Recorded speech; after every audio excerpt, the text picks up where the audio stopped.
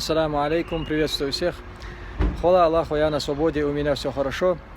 Как вы знаете, недавно я был задержан шведскими властями по запросу России, а также по причине того, что Германия добавила меня в список людей, которые угрожают безопасности Европы, европейских стран.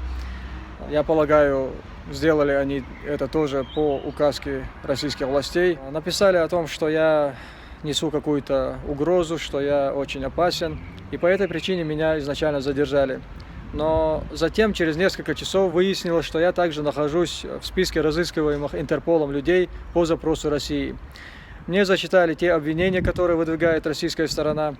Это то, что я якобы являюсь террористом и что я призываю к каким-то террористическим действиям, а также в Ютубе делаю какие-то призывы к террористическим действиям. Затем так получилось, хвала Аллаху, что прокурор Швеции не стал направлять это дело в суд. Он вынес решение отказать экстрадиции, в моем экстрадиции России, а также немедленно меня освободить.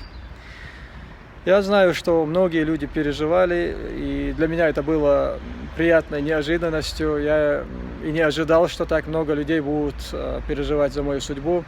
Я вам очень всем благодарен. Я знаю, что многие люди молились, делали дуа, переживали. Возможно, что именно благодаря вашим молитвам, по причине ваших молитв, я так быстро был освобожден, и это так благополучно завершилось.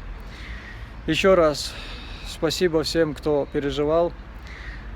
Пусть Аллах возместит вам благом, пусть Аллах убережет вас от всего плохого. Насчет дальнейших действий, то наши адвокаты уже работают над тем, чтобы решить этот вопрос с Интерполом а также вот с этим списком, в который меня добавили. Я надеюсь, все это в ближайшее время благополучно завершится с дозволения Господа миров. وآخر دعوانا أن الحمد لله رب العالمين. السلام عليكم ورحمة الله وبركاته.